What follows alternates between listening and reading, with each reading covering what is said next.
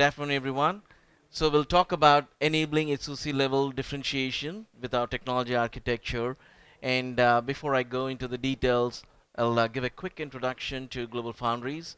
All of you, or at least most of you, already know about Global Foundries, but it'll be good to take a quick look at it.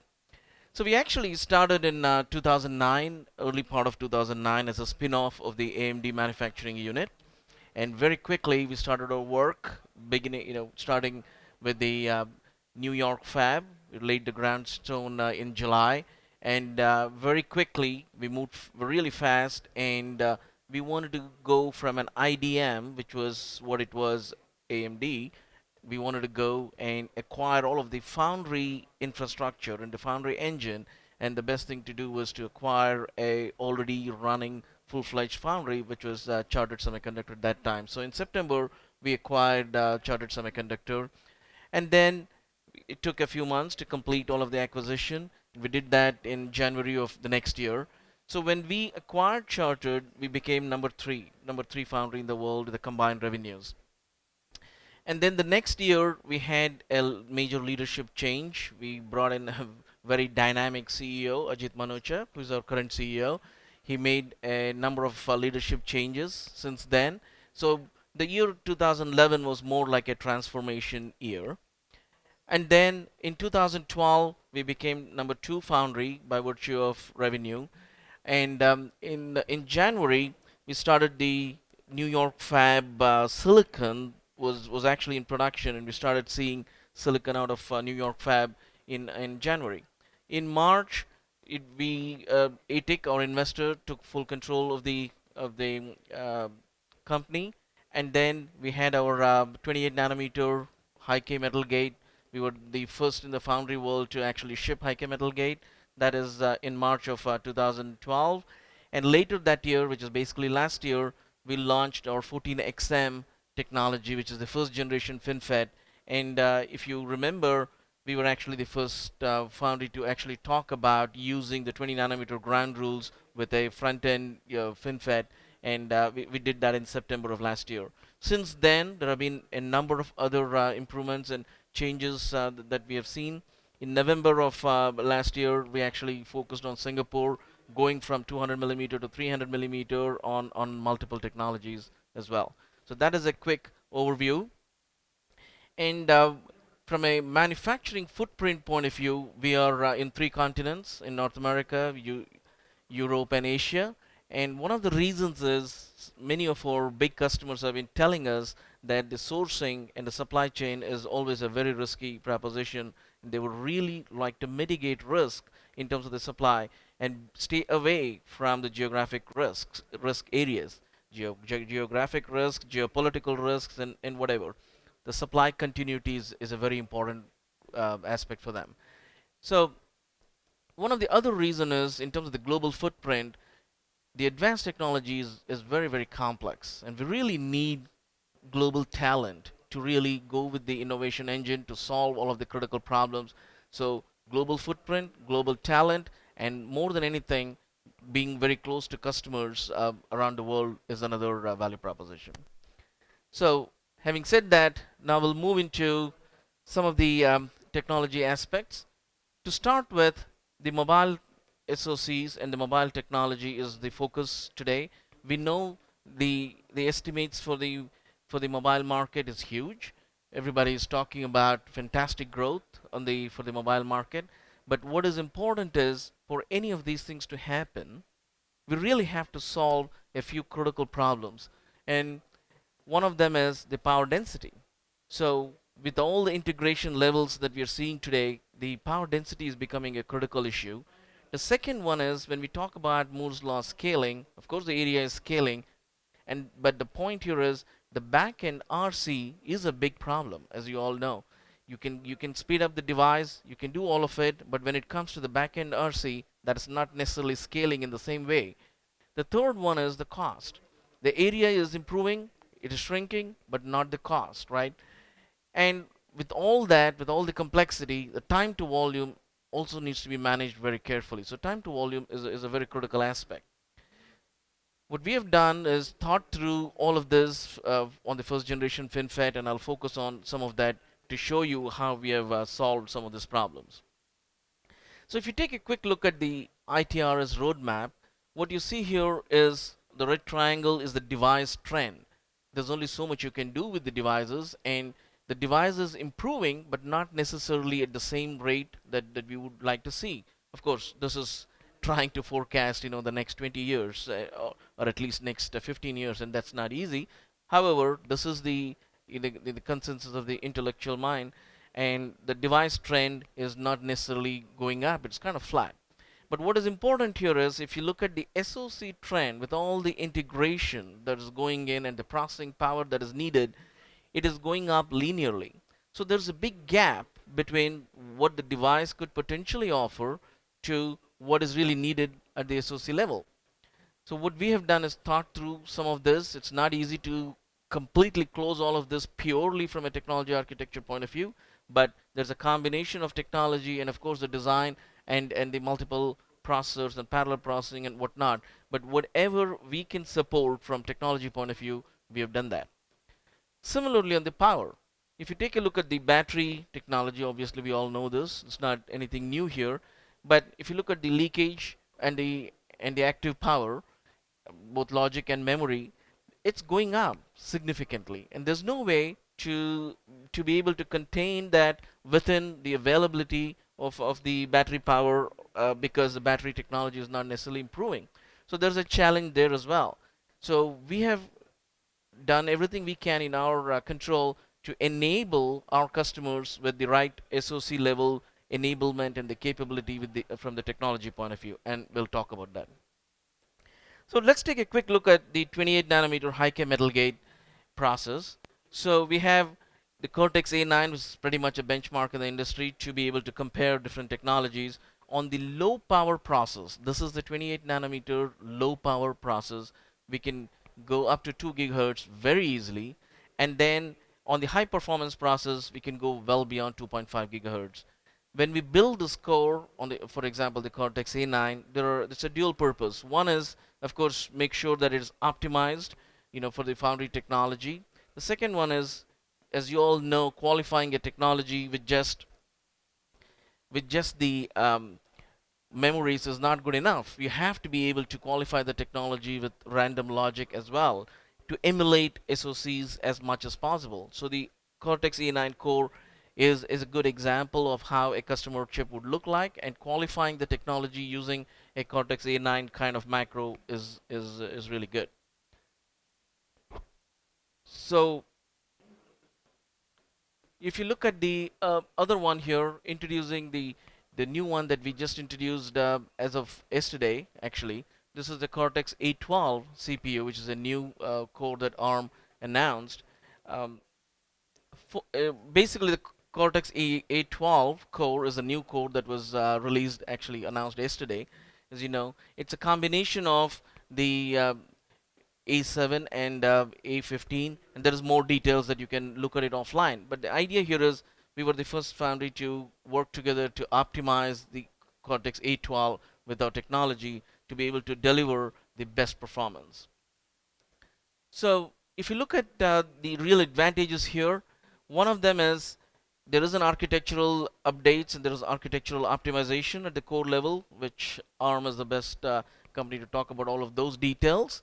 But from a technology point of view, if you were to compare that with the 40LP, 40 nanometer technology, so we do have the power and the performance improvements significantly, which is 1.7x higher in terms of the the performance, and at least 1.5, and you can push it up to 2x in terms of the power efficiency. So if you combine the two, it gives you an architectural and a technology combined advantage using A12.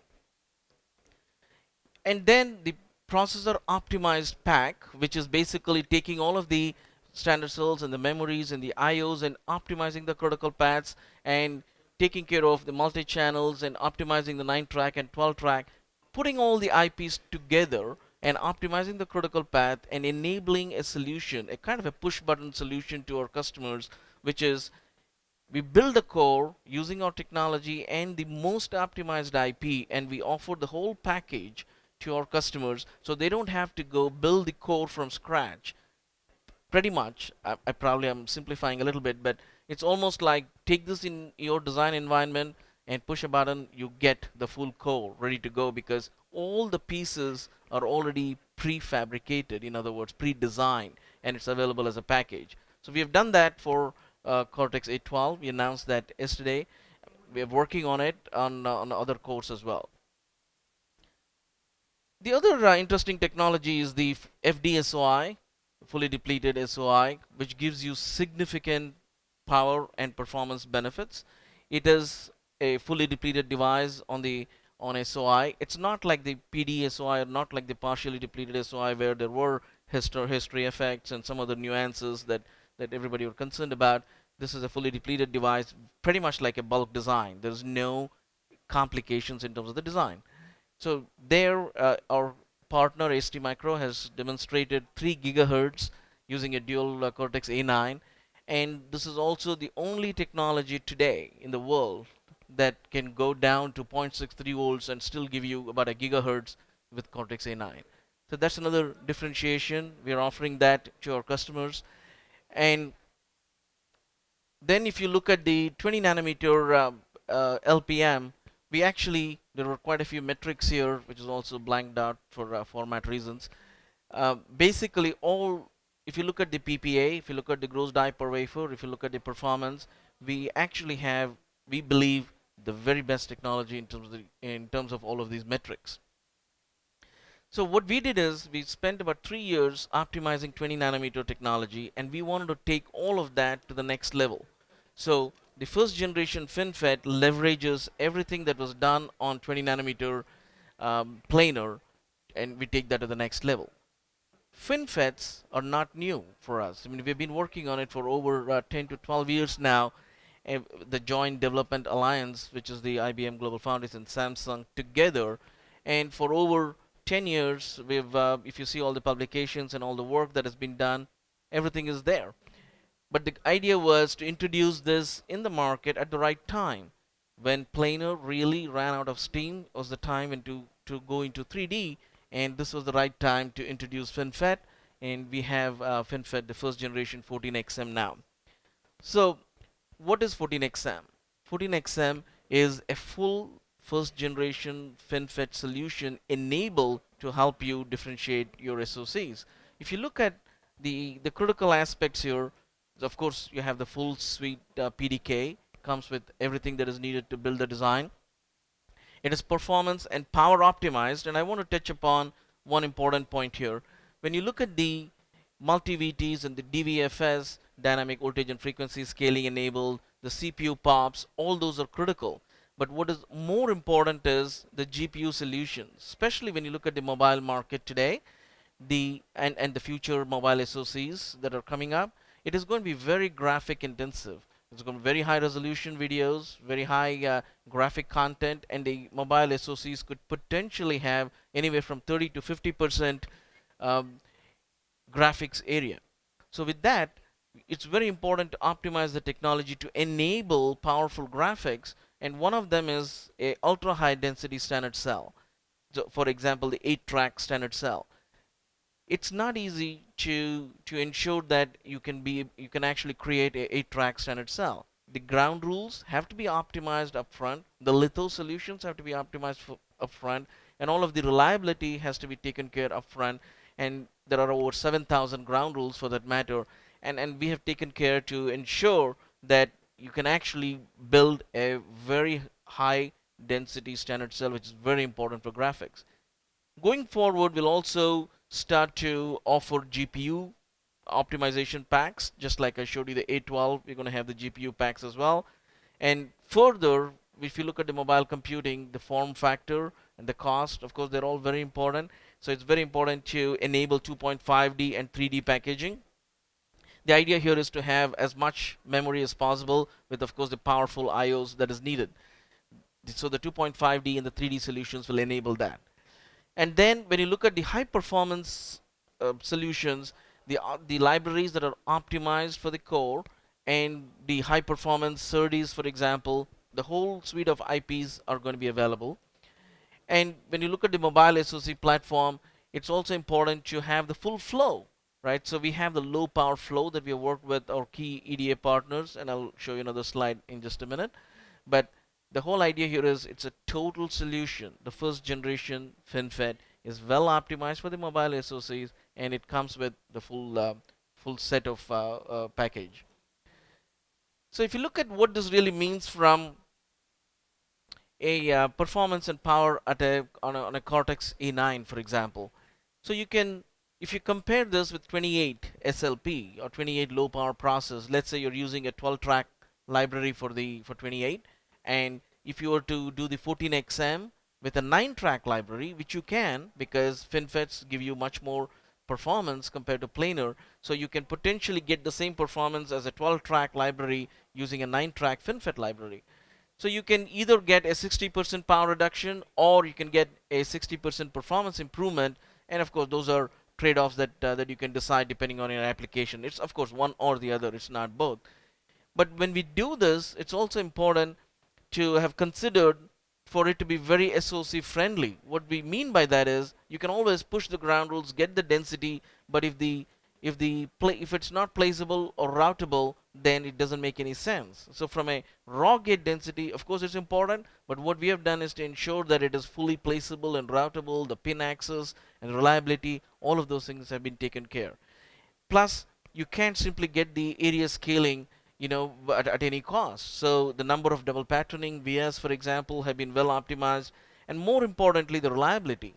The key here is when you go from planar to FinFET, the current density increases by roughly 1.8 to 2x.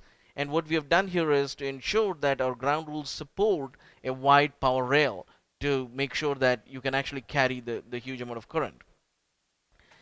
And if you look at the overall roadmap in terms of the IP enablement, so we do work very closely with our key customers and partners at very early stage. If you see the whole range of IP partners there, IP and the EDA, and they've been participating, of course, since late 2008. And then the SoC optimized solutions with ARM, Synopsys, and Cadence in terms of the whole flow and the IP and the core, and also the rest of the IPs that make it a full set, which is all the peripheral IPs. So the whole range of IPs are available. And one quick point is on the overall engagement end-to-end model. What we want to really focus on is an open model. We really don't want to be in your way. You control your OSATs and the rest of the partners. So we don't want to come in the way. However, we will qualify the flow for you to work with any of the OSAT partners of your choice because you have better control over your commercial negotiations and testing and whatnot. We don't want to take full control of that. So this is an open model, which we believe is the right way to go going forward, and that's really one of the other differentiations that we really have. So we work with design partners collaboratively, and we work with OSAT partners collaboratively, and we let you control all of that part, but it is an open ecosystem. That's really the key. It's not just the talk, it's really an open ecosystem.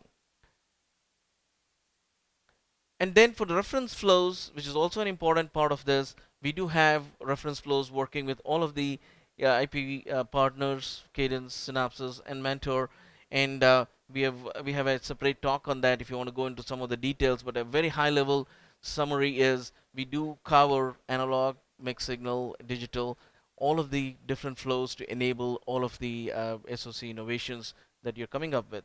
Some of the challenges, of course, were some of the double patterning challenges that had to be taken care. There's a color routing or colorless routing, color balancing. All of those things had to be taken care, especially for the double pattern. And for the FinFETs, is very challenging in terms of the extractions and some of the power optimization.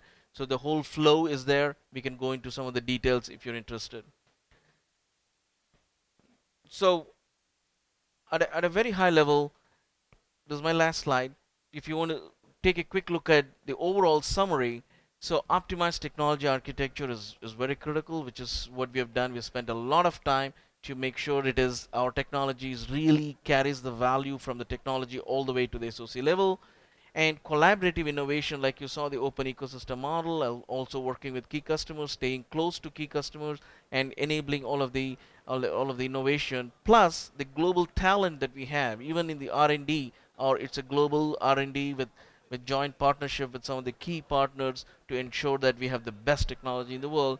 And I talked and showed you some of the fabs that are located in multiple continents and to mitigate geographic risks. So it's a global manufacturing footprint. So with all of these things, I truly believe that we have a technology that really enables you to differentiate your products. Thank you very much.